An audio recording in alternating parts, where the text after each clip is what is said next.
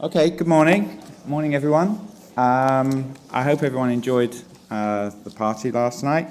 Just a couple of housekeeping notes, first of all.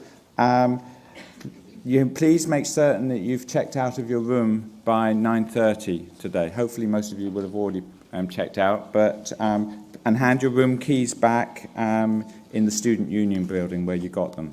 So please do that by 9:30 if possible. Also, at the end of the session at lunchtime, when you leave, there are packed lunches available that you can take with you. Okay, so make certain you take your packed lunch. Okay, so first of all, we're going to start off with awarding the Women in Cell Biology Early Career Award Medal. So Veronica Ganeva, who designed the medal, is going to present a couple of slides and then give the award to Vicky. So Veronica.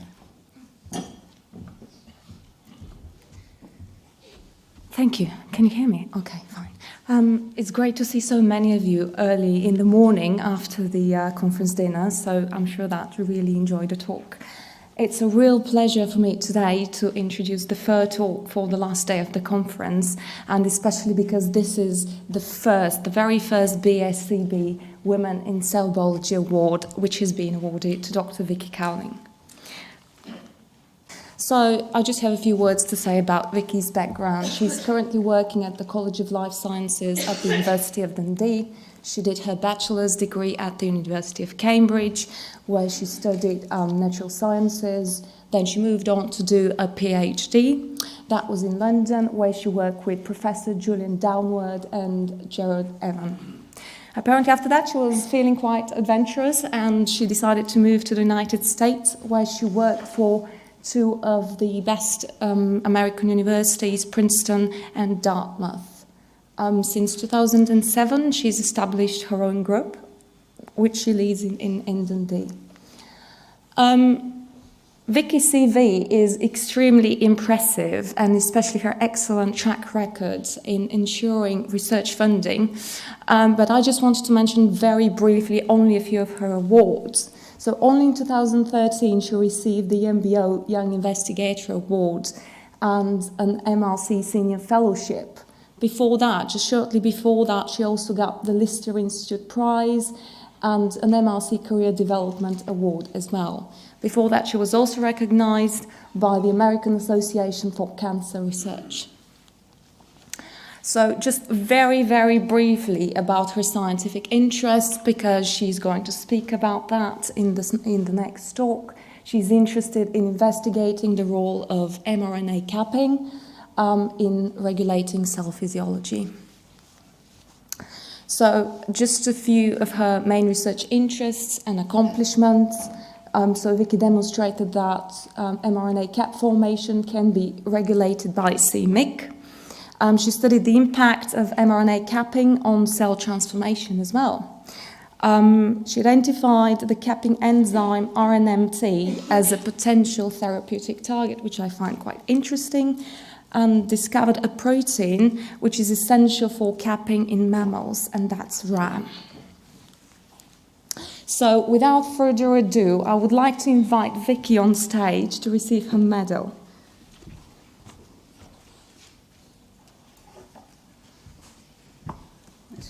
Congratulations, Vicky. Thank you.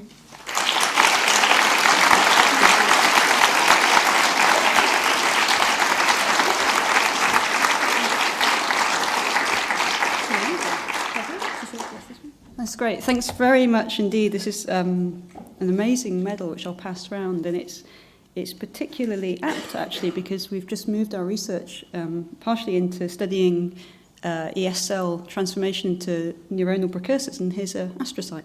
So that's fantastic.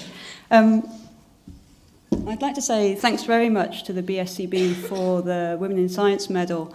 It's been brilliant to come to this meeting, and our research is more focused perhaps on biochemistry and a bit of cell biology. So I've got a lot of new ideas about where we should be moving our research into from being at this meeting. And just briefly to touch on what I was talking about with a few other members of the BSCB just now, which is I've had some very positive reaction to the medal, but also some very negative. And I think the negative has been a really good thing, because what it's done is it's opened up a conversation about the role of women in science and why is it we have over 50% female postdocs and under 20% female group leaders. So that can only be a good thing if we discuss this more and discuss what we can do about it. So is my talk? Here we are. Yeah. So I'm going to talk about the research that we do in gene expression. So the aim of my lab is to understand how the cell uses its genetic information, uses its genome, to cause changes in the cellular proteome such that it expresses proteins at the right level, in the right place, and the right time. I'm showing you a picture here of some human embryonic stem cells that my lab use. And in green, the DNA is stained, the genome stained. So in this genome, there's 25,000 to 30,000 protein encoding genes, and there's many-fold more non-coding RNA genes. And I think it's pretty astounding that even for an hour, these genes are expressed at the right time, in the right place, and to the right level. And so the specific question that my lab's been addressing over the last few years is, when a cell encounters a change in circumstance, how does it change its genome to respond to that change appropriately? So if an immune cell encounters an antigen, or a stem cell encounters a developmental cue, or if a cell acquires an oncogene that's deregulated, how does it change its genome appropriately to respond to that? And we have this very specific area of gene expression that we study. We think it's really understudied. It's a crucial area of gene expression, and that's a structure on RNA called the messenger RNA cap. So what you have to do here is imagine a piece of RNA a few thousand bases long. Most messenger RNA is about 5,000 bases long. And this is the cap structure here. This is a structure critical for every protein in your body to be made. So you've got 7-methyl-guanosine linked via a 5,5-triphosphate linkage to the first nucleotide. And these first few nucleotides can also be methylated in various configurations. And the important point is that this is a unique structure. So you won't find this structure anywhere else in the cell, apart from on messenger RNA. The precursors are separate blocks, so they only come together to form this structure on a piece of messenger RNA. So this structure has been discovered in the 70s and was quickly realized to be really critical for gene expression. And its major roles were discovered during the 70s and early 80s. But the key point was that this was thought as a housekeeping structure. So this was thought to be a structure that was present on all transcripts all the time, and its role was just to demark messenger RNA for specific processing. And what we found over the last few years is that view is just not right. We find this structure to be heavily regulated by oncogenes, signaling pathways, developmental pathways.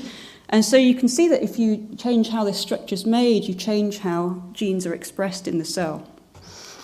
So I'm going to go through this, the role in gene expression briefly. So the interesting thing I think about gene expression is it's pretty invariant in all eukaryotes. So the pathway I'm going to show you is the same for pretty much every gene. So the DNA is wrapped in chromatin. Some remodeling can make that more accessible to transcription factors, and they lead to the transcription of a complementary strand of messenger RNA. It starts with a precursor and it becomes heavily modified by splicing, polyadenylation to make the mature message, and then this can be translated once it's moved into the cytoplasm that in purple are supposed to indicate ribosomes. So what you can see is there's a red circle appearing on this transcript, and this is my shorthand for the cap structure. And the cap structure is formed right at the beginning of transcription, and it stays on the transcript throughout its lifetime.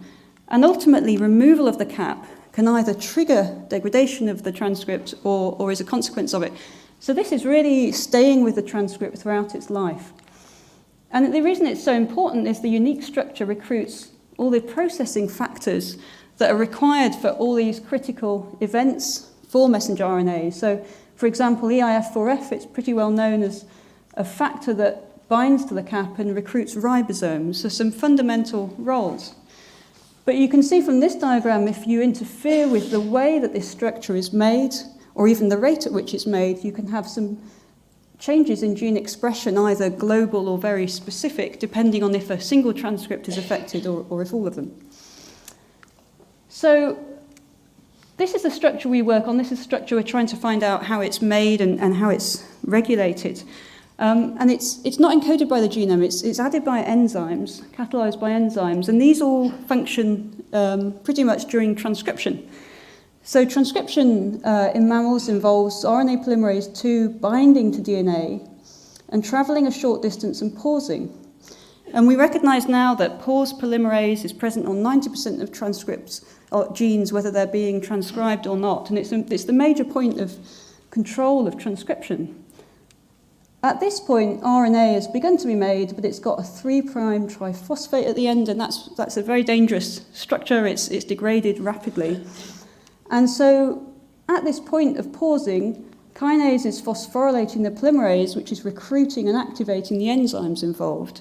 So I'm going to talk you through the enzymes that are involved in this formation, because these are the enzymes that we work with in the lab. So enzyme number 1 is called capping enzyme. It adds the cap. It's a triphosphatase and a guanyl transferase that adds this inverted guanosine to the cap. So that starts to protect the RNA, but it's a reversible reaction, so it's still a dangerous place for the RNA to be in. The second enzyme is actually the enzyme I'm going to talk about throughout the rest of this talk. It's a methyltransferase, RNMT, RNA methyltransferase, and it methylates the cap and it locks the cap structure in place. So this is now a mature cap structure. And yeast, for example, don't go any further in this process. This is their mature cap. In vertebrates and parasites are particularly interesting for capping. There's several more enzymes that methylate the first and second transcribed nucleotide in various different configurations.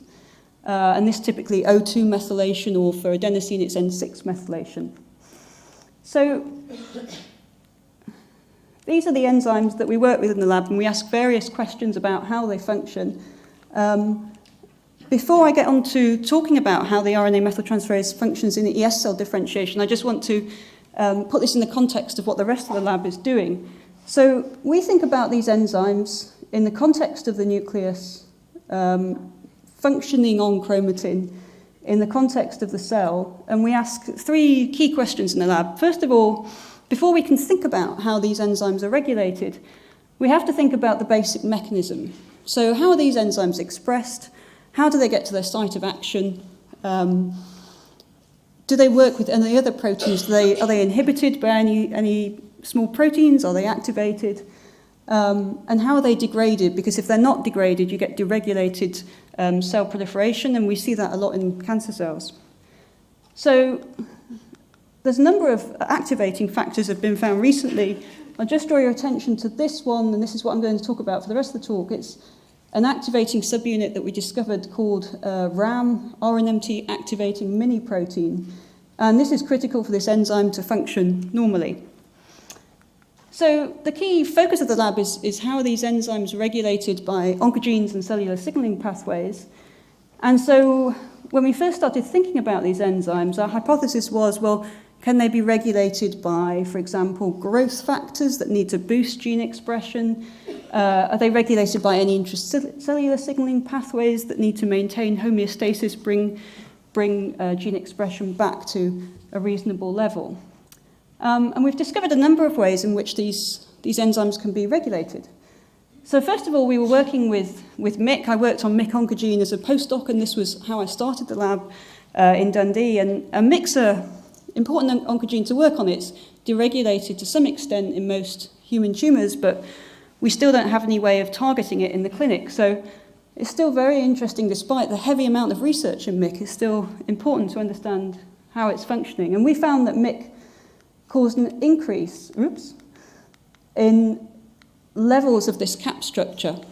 So MYC very clearly caused this structure to increase. And we found if we could inhibit this function of MYC, we could inhibit the deregulated cell proliferation that MYC drives. And this led us, first of all, to begin working with drug companies and drug discovery units to start to screen for small molecule inhibitors of these enzymes as a potential therapeutic target. we've gone on to show that a number of other transcription factors can drive formation of this cap structure, and they all work in different ways, but basically they all drive upregulation of the phosphorylation of the enzyme RNA polymerase II that recruits and activates the capping enzyme. So I should imagine that pretty much any transcription factor can drive formation of this cap structure and downstream translation. Recently, we found that these enzymes can be regulated directly by post-translational modification. So, for example, CDK1 can phosphorylate and activate the RNA methyltransferase, and this mechanism provides a burst of gene expression as the cells enter G1 phase. This is when most gene expression happens in the cell. So I'm also going to talk about how this enzyme is regulated during differentiation, but just before I got onto that, I want to mention that one of our key motivations here is to be looking for new therapeutic targets for the treatment of cancer and parasites. And so particularly the methyltransferases look like potentially good drug targets because their active sites are not highly charged, so the ligands can probably pass the plasma membrane well. So we're screening with the Dundee Drug Discovery Unit and some other collaborators for small molecule inhibitors of these enzymes. And this will be critical for really working out whether these are good targets. You can do some other experiments as well, but this will be the really important experiments. But they'll also allow us to look at the role of these enzymes more clearly at key developmental stages when a transient transfection or something that takes 18 hours just really won't do. So we're very much looking forward to building some more tools so we can all work more with these enzymes. So I'm going to talk about this enzyme. This is enzyme number 2. It's a key enzyme. Actually, in terms of concentration, in most cells, there's about 10 to 100-fold more of this RNA methyltransferase than all the others. And so we've certainly focused a lot of our attention on this enzyme. And so a lot of the time when we're looking at these enzymes, we look at the different configurations they have in different organisms to try and give us an idea of where regulation might be taking place. And I'm going to be talking about work that 2 PhD students have done in the lab. This is Laura Gresser and Olga Suska. And what they're looking at is the RNA methyltransferase and how it looks in different organisms.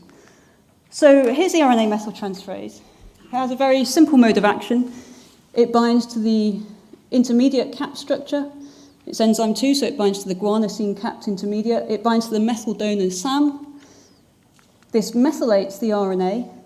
And that's a terribly important reaction for the cell because then that RNA can be translated into protein.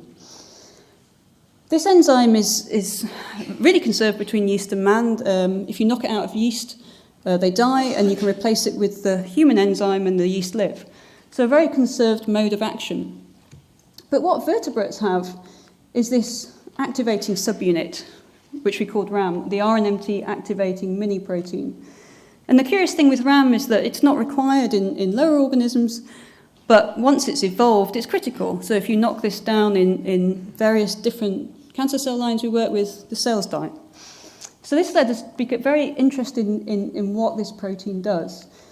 And several of us in the lab have spent a long time dissecting its function, and the way we know to do this is at a molecular level. So we've defined an activation domain, and we've understood from gaining the crystal structure of this domain with the methyltransferase, how it activates the enzyme.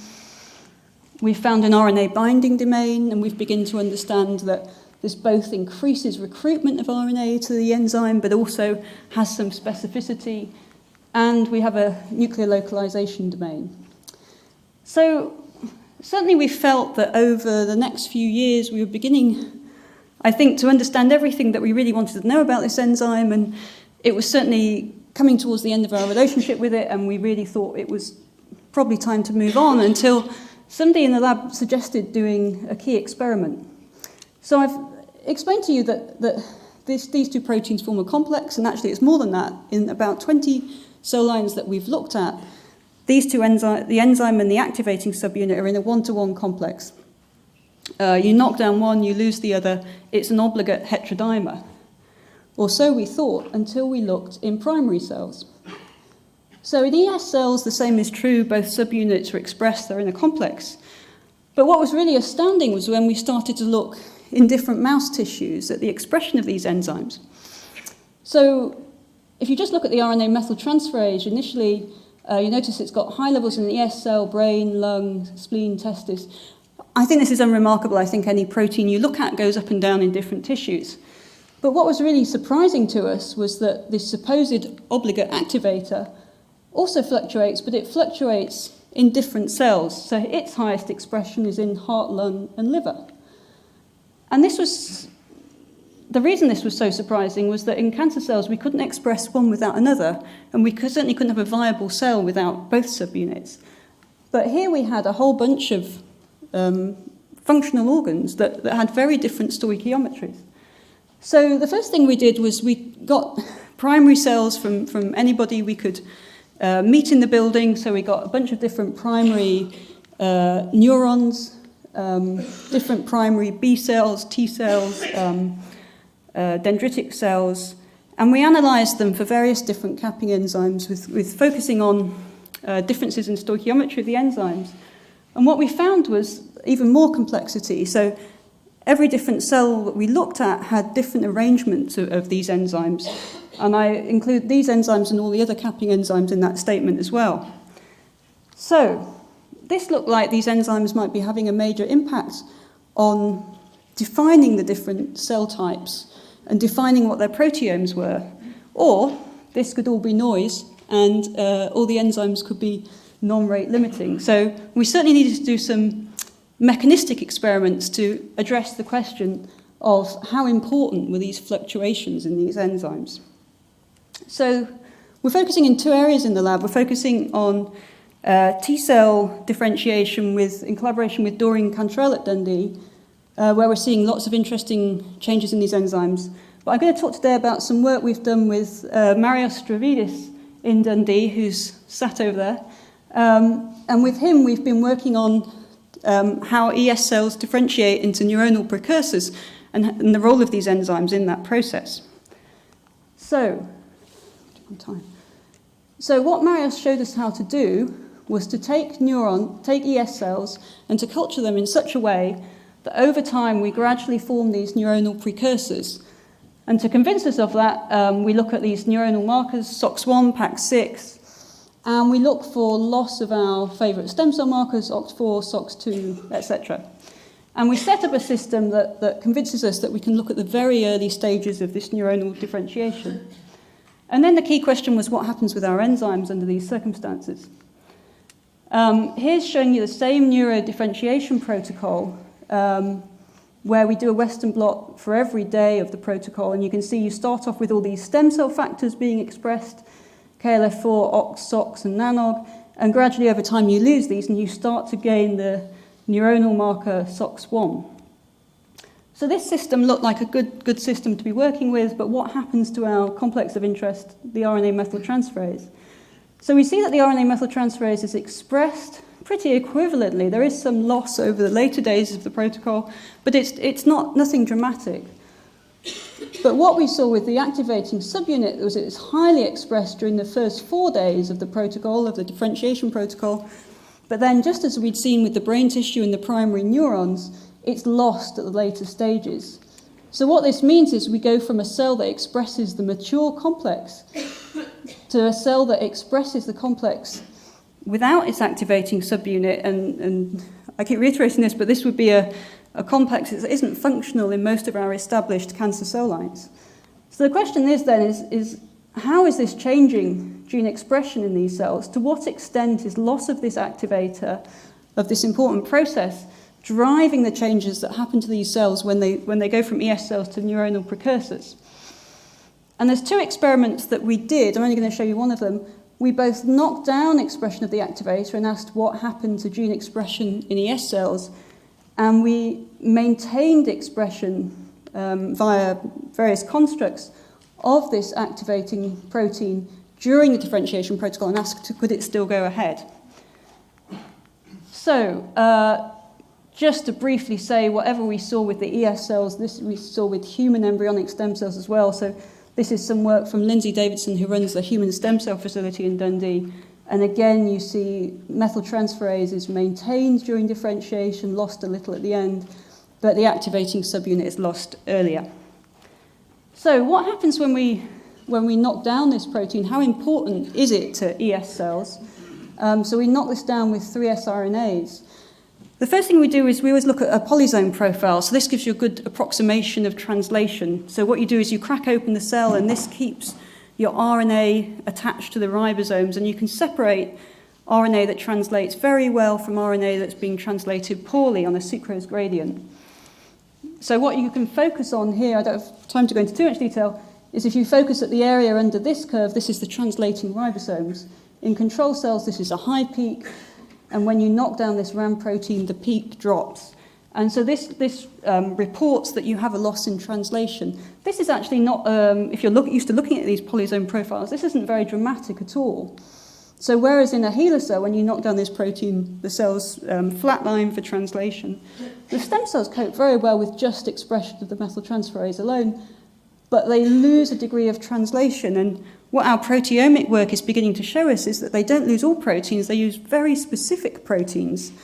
And that's what we're going to define very well with proteomic analysis. Just to... How much for time? Right. Just to tell you about 2 proteins that are really dependent on this RAM subunit for expression, and they're OCT4 and SOX2.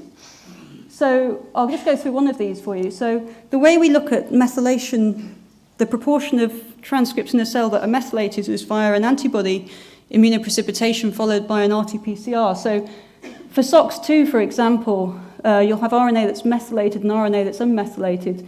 We can immunoprecipitate the methylated RNA and say by RT-PCR what proportion of all the RNA all the SOX2 RNA in the cell is methylated. So in control cells, it's pretty much all methylated, and when you knock down this activating subunit, you lose methylation. Then you can go on to look at translation rates for that transcript. If you just focus on the 3 fractions here, these are the heavily translating fractions in the cell, and you'll see the black bars indicate there's a lot of SOX2 being heavily translated in a normal ES cell, but when we knock down this methyltransferase activator, we lose that translation of SOX2, and then when you do the Western blot, you see that you lose SOX2 protein. So SOX2 and, I won't go through all of the data, but OCT4 looks exactly the same. So both SOX2 and OCT4 are particularly sensitive to this RAM protein. The controls in this situation are really important. So KLF4, NANOG, actin aren't responsive at all to loss of these proteins. So it's very particular transcripts that are requiring this RAM protein. I mean, this probably is because it has a specific RNA binding motif. So to summarize that, what we're seeing is during differentiation, we go from having this mature active complex RNA methyltransferase to having a much weaker RNA methyltransferase that seems to be perfectly active on certain transcripts, but on others it's very poor. And these happen to be some of the stem cell factors, OCT4 and SOX2. So RAM is really important for translation of these proteins to maintain their expression. So not only are these proteins, OCT4 and SOX2, these critical stem cell factors regulated at the level of transcription, they're regulated at the level of translation as well. I'm not going to show you the data, but we've also done the other experiment. As I say, we've maintained RAM during this differentiation process by constitutive activation of the RAM-GFP construct. And we see the opposite. We see that if we maintain this RAM protein during differentiation, these 2 factors, OCT4 and SOX2, don't go down. So we've done the converse experiment to show the relationship. And so now we understand that RAM is really critical in stem cells for expression of pluripotency markers, but also loss of RAM is important for the differentiation process. And so we become very interested in now we know that this isn't just noise, we become very interested in how it's regulated. And so we jumped right into looking at stem cell factors. Since this seemed to be highly expressed in stem cells, we knocked down all the stem cell factors with pools, so OCT, SOX, NANOG, KLF4 and MYC as well. And we find that, surprisingly, both OCT4 and SOX2 are critical for expression of RAM, and this is a protein stability effect. So somehow these transcription factors, OCT and SOX, indirectly regulate the stability of RAM protein. So at the beginning of the ES cell, in an ES cell, and at the beginning of differentiation, there's a key relationship between OCT and SOX and this methyltransferase complex that maintains this stem cell state. Somehow during differentiation, this relationship is lost, and this is a kind of chicken and egg situation. We don't know what happens first. And then expression of RAM is lost, OCT4 is lost, and the cell becomes differentiated into these neuronal precursors. So just before I finish, I'll show you the opposite of this. So one of my favourite papers I saw, so as a postdoc, I was working on transcription in cancer, but I came across the Yamanaka paper where he took MEFs and de-differentiated them into induced pluripotent stem cells, and I was gobsmacked. I never thought you could do that. And so the great thing is when you're running your own lab, you can do any experiment you want to, so we did it.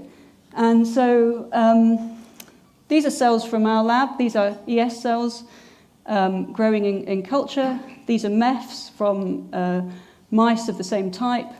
And this is expression of this OCT4, KLF4, SOX2, and MYC. And we can produce these induced pluripotent stem cells here that have a very close relationship to the ES cells. And so our question then was what happens to this RNA methyltransferase complex? Does it do anything similar to when neurons differentiate? So this is what we saw, and we saw the same thing in ES and human cells, mouse and human cells. As I showed you before, the ES cells express this complex. When we differentiate into MEFs, the interesting thing is we lose both proteins. So it's different than the neurons, we lose both proteins. But when we do this de-differentiation process, this reprogramming, we find that both proteins are re-expressed. And just to summarize, this was the same in the human stem cells and the mouse.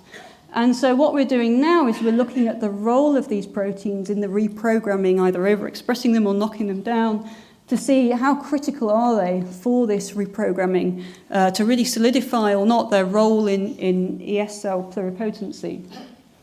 So to finish off, I'm going to summarize where we're going with this. So I've just spoken today about our interest in the capping enzymes and how they set the tone of the proteome. These are enzymes that can coordinate whole cohorts of RNAs. And I focus on the RNA methyltransferase and its role in differentiation. But basically, we were looking at all enzymes in various different ES cell differentiation models and various different T cell differentiation programs. And we're certainly seeing that the take-home message is they're varying in very different patchwork effects. And so what we think is combinations of activity of different enzymes can really set the tone on the proteome in quite a whole large-scale way and decide the phenotype of the cell. So, final slide is say thank you very much to all the people that worked with me in Dundee. Particularly Laura was driving this work later on with Olga. Very grateful to Fran, who decided to take different mouse tissues and ask what all our enzymes look like. I'm very grateful for the funding from the MRC, so I've had a career development and now I've got a senior fellowship. And other funding from the flexible funding from the Lister Institute has saved us many times. And yeah, any questions? Thank you.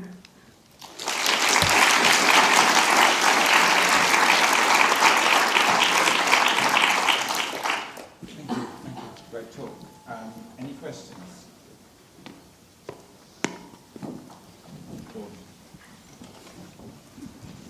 Hi, Victoria. If I was understanding correctly, at the start you implied that in cancer cells these two proteins are sort of an obligate heterodimer, and if you don't have one, the other's destroyed. So yeah. Why is that only true in cancer cells? So there's two interesting things there. One is if you don't have one, the other is destroyed. So clearly there's something in stem cells, for example, that stabilizes the protein without each other. The other interesting thing is the functional aspect. Why do cancer cells develop a dependency on this subunit, whereas many primary cells don't appear to need it?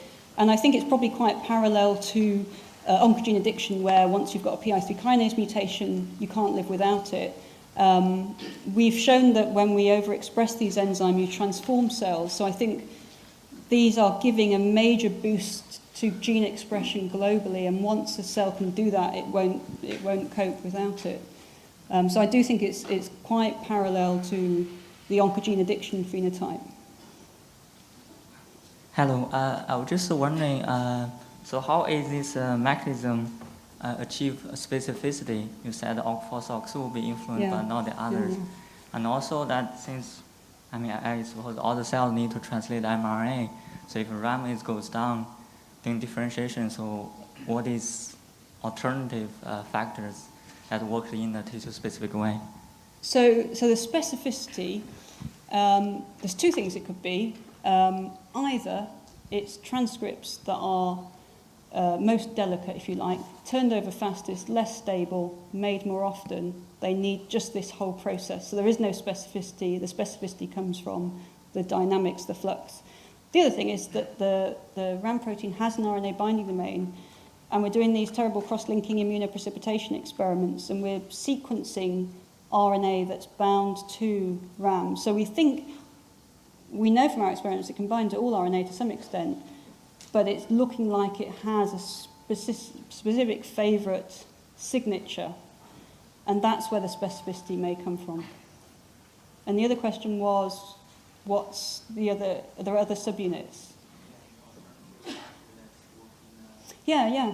So we've looked, and we'll continue looking. Certainly, there's nothing obvious. So when you immunoprecipitate the methyltransferase, you get a 1-to-1 ratio with this activating subunit, and there's nothing as obvious as that. The other thing that we're considering is that, has this protein not gone away at all? Has it got a massive amount of post-translational modification that makes it less visible on SDS page? So, for example, when proteins become heavily modified by several post-translational modifications, they become smeared, and so we're considering that possibility too. Actually, I was wondering, so you're losing it when you're turning the cells into neuronal precursors. Have you let them differentiate further into different neuronal subtypes and see if it comes back again? We haven't. This is already a huge leap for me, a 9-day experiment. I like these 10-second experiments. But yeah, we certainly should do that because we have seen hints, actually, of different forms of this protein coming back. There's a clear loss of appearance of the single clear band and a reappearance of some laddering. So certainly we should do that, do some longer cultures, because I've seen a lot of talks here the last few days where that's done. So, yeah. Cool. Yeah.